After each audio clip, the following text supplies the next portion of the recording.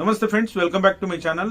Big Boss ಕಡೆಯಿಂದ ಒಂದು ಹೊಸ ಪ್ರೋಮೋ ಬಿಡುಗಡೆ ಆಗಿದೆ. ಪ್ರೋಮೋಕ್ಕೆ ಸಂಬಂಧಪಟ್ಟ ಹಾಗೆ ಮಣ್ಣಿನ ಅಸ್ತ್ರ ಅಂತ ಹೇಳಿ. ಮಣ್ಣಿನ ಅಸ್ತ್ರ ಅಂದ್ರೆ ಕಳೆದ ನೀವು ಸೀಸನ್ 10 ನೋಡೋದಕ್ಕೆ ಹೋದ್ರೆ ಅವಾಗ್ಲೂ ಕೂಡ ಇದೇ ರೀತಿ ಇತ್ತು. ಬಟ್ ಬೇರೆ ಟೈಪ್ ಬಿಟ್ರೆ ಇದೇ ರೀತಿ ಮಣ್ಣನ್ನ ಬಳಸ್ಕೊಂಡು, ಮಣ್ಣು ಮತ್ತೆ ಇಟ್ಟಿಗೆಯನ್ನ ಬಳಸ್ಕೊಂಡು ಒಂದು ಬಿಗ್ ಬಾಸ್ ಏನ್ ಹೇಳಿರ್ತಾರೋ ಆ ರೀತಿ ಗೋಡೆಯನ್ನ ನಿರ್ಮಾಣ ಮಾಡಬೇಕು ಅಂತ ಹೇಳಿ ಎರಡೂ ತಂಡಗಳು, ಒಂದು ಮಹಾರಾಜರ ತಂಡ, ಇನ್ನೊಂದು ಯುವರಾಣಿಯರ ತಂಡ, ಎರಡೂ ತಂಡಗಳು ಕಾಂಪಿಟೇಷನ್ ನಲ್ಲಿ ಇಳಿತಾರೆ.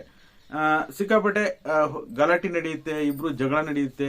ಆಮೇಲೆ ಅದನ್ನ ರಕ್ಷಣೆ ಮಾಡ್ಕೋಬೇಕು. ಬಿಗ್ ಬಾಸ್ ಹೆಂಗ್ ಕೊಡ್ತಾರೆ ಟಾಸ್ಕ್ ಅಂದ್ರೆ, ನೀವು ಸುಮ್ನೆ ಆಟ ಆಡಂಗಿಲ್ಲ, ಸ್ವಲ್ಪ ಜಗಳ ಆಡಬೇಕು ಅನ್ನೋ ರೀತಿ ಟಾಸ್ಕ್ ಕೊಟ್ಟಿರ್ತಾರೆ. ಅಂದ್ರೆ ರಚನೆ ಮಾಡಿರ್ತಕ್ಕಂಥ ಗೋಡೆಯನ್ನ, ನೀವು ರಚಿಸಿರುವ ಗೋಡೆಯನ್ನ ರಕ್ಷಣೆ ಮಾಡ್ಕೋಬೇಕು ಅಂತ ಕೊಟ್ಟಿರ್ತಾರೆ ಟಾಸ್ಕ್.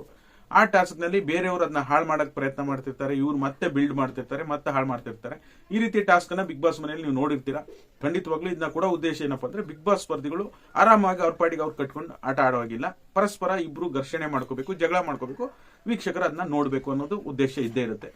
ಅದೇ ರೀತಿಯಾಗಿ ರಜತ್ ಅವರು ಒಂದು ವರ್ಡ್ ಅನ್ನ ಯೂಸ್ ಮಾಡ್ತಾರೆ, ನನ್ನನ್ನ ಯಾರಾದ್ರೂ ತಳ್ಳಿದ್ರೆ ಮಾತ್ರ ನಾನು ಅವ್ರ ಬೋರ್ಡೆ ಎಲ್ಲ ಒಡೆದೋಗ್ಬೇಕು, ಆ ರೀತಿ ತಳ್ಳಿಬಿಡ್ತೀನಿ ಅಂತೇಳಿ ಮಂಜು ಅವರಿಗೆ ಹೇಳ್ತಾರೆ. ಮಂಜು ಅವರು, ನೀನ್ ಯಾರಿಗೆ ಹೆದರ್ಸಕ್ ಬರ್ತಾ ಇದೆಯಾ, ನೀನೇನ್ ರೌಡಿನ, ನೀನ್ ಯಾರಿಗೆ ಹೆದರ್ಸಕ್ ಬರ್ತಿದ್ಯಾ, ನಾನು 55 ದಿನನೇ ಭಯ ಪಟ್ಟಿಲ್ಲ, ನಾನು ನಿನಗೆ ಈಗ ಯಾಕೆ ಭಯ ಪಡ್ಲಿ ಅಂತ ಹೇಳಿ ಮಂಜು ಅವ್ರು ಹೇಳ್ತಾರೆ. ಮಂಜು ಅವ್ರನ್ನ ಹೆದರ್ಸಕ್ಕೆ ರಜತ್ ಅವ್ರ ಹತ್ರ ಯಾಕೆ ಕಾರಣಕ್ಕೂ ಆಗಲ್ಲ. ಯಾಕಂದ್ರೆ ಮಂಜು ಅವರ ಸ್ಟ್ರಾಟಜಿನೇ ಬೇರೆ. ಮಂಜುನು ಕೂಡ ಅಷ್ಟೇನ್ ಕಡಿಮೆ ಇಲ್ಲ, ನೋಡೋದಕ್ಕೆ ತೆಳ್ಳಗಿದ್ರು, ಸಿಕ್ಕಾಪಟ್ಟೆ ಸ್ಟ್ರೆಂತ್ ಇದಾರೆ. ಓಕೆನಾ, ನೀವು ನೋಡಬಹುದು ಶಿಶಿರ್ ಅವ್ರನ್ನ ಎತ್ತಿ ಕೆಳಗಡೆ ಹಾಕ್ಬಿಟ್ರು. ಮತ್ತೆ ಹನುಮಂತವ್ರು ಬಿಡಿ, ಹನುಮಂತವ್ರು ತೆಳ್ಳಗಿದ್ದಾರೆ. ಓಕೆ, ರಜತ್ ಅವರು ಸ್ವಲ್ಪ ನಾನು ದೇಹ ಹೆವಿ ಇದೆ ಅಂತ ಹೇಳಿ ಸ್ವಲ್ಪ ಎಲ್ಲೋ ಒಂದ್ ಕಡೆ ರಜತ್ ಅವರು ಸ್ವಲ್ಪ ರೌಡಿಸಮ್ ತರ ಬಿಹೇವ್ ಮಾಡ್ತಾ ಇದ್ದಾರೆ ಅನ್ಸುತ್ತೆ.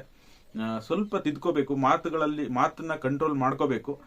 ಇನ್ನು ಸುದೀಪ್ ಸರ್ ಆಟ ಆಡೋದಕ್ಕೆ ಬಿಟ್ಟಿದ್ದಾರೆ, ಇನ್ನು ಚೆನ್ನಾಗಿ ಆಡ್ಲಿ, ಇನ್ನು ಏನೇನ್ ಬರುತ್ತೋ ಬಾಯಲ್ಲಿ ಬರ್ಲಿ. ಹಾಗಾಗಿ ಸ್ವಲ್ಪ ಲೈಟ್ ಡೋಸ್ ಕೊಟ್ಟಿದ್ದಾರೆ, ಸಾಕಾಗ್ತಾ ಇಲ್ಲ ರಜತ್ ಅವರಿಗೆ. ಭಾಷೆಯಲ್ಲಿ ಕಂಟ್ರೋಲ್ ಇಲ್ಲ ಅನ್ಸುತ್ತೆ ನನ್ನ ಪ್ರಕಾರ. ಹಾಗಾಗಿ ಕೆಲವೊಂದ್ ಕಡೆ ಸ್ವಲ್ಪ ಎಕ್ಸ್ಟ್ರೀಮ್ ಲೆವೆಲ್ಗೆ ಮಾತಾಡ್ತಾ ಇದ್ದಾರೆ. ನಿಮ್ಗೆ ಏನ್ಸುತ್ತೆ ಗೈಸ್, ಕಮೆಂಟ್ ಮಾಡಿ.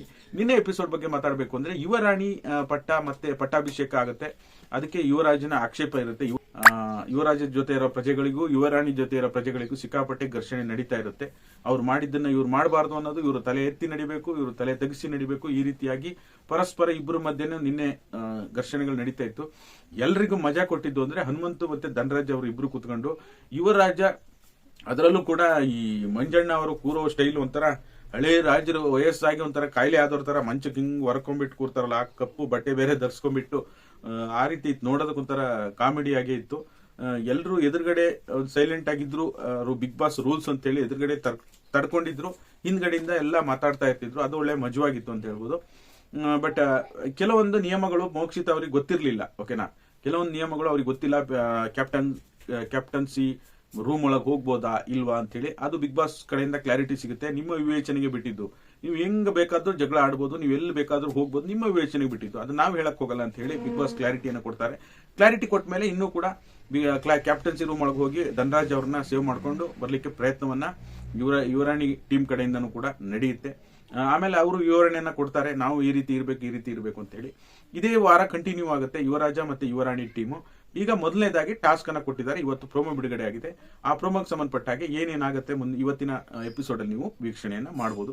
ಇದಾಗಿತ್ತು ಈ ಕ್ಷಣದ ಮಾಹಿತಿ. ವಿಡಿಯೋ ನೋಡಿದ್ದಕ್ಕಾಗಿ ಎಲ್ರಿಗೂ ಧನ್ಯವಾದಗಳು. ಹೊಸ ಅಪ್ಡೇಟ್ಗಳು ತಿಳಿಸ್ತಾ ಇರ್ತೀನಿ. ಎಪಿಸೋಡ್ ಬಗ್ಗೆ ರಿವ್ಯೂ ಕೂಡ ಇರುತ್ತೆ. ವಿಡಿಯೋ ನೋಡಿದ್ದಕ್ಕಾಗಿ ಧನ್ಯವಾದಗಳು. Thank you so much for watching. ಎಲ್ಲರೂ ವಿಡಿಯೋಕ್ಕೆ ಒಂದು ಲೈಕ್ ಮಾಡಿ. ನೀವೇನಾದ್ರೂ ಹೊಸದಾಗಿ ನಮ್ಮ ಚಾನಲ್ ನೋಡ್ತೀರಾ, ಸಬ್ಸ್ಕ್ರೈಬ್ ಮಾಡ್ಕೊಳ್ಳಿ. ಧನ್ಯವಾದ.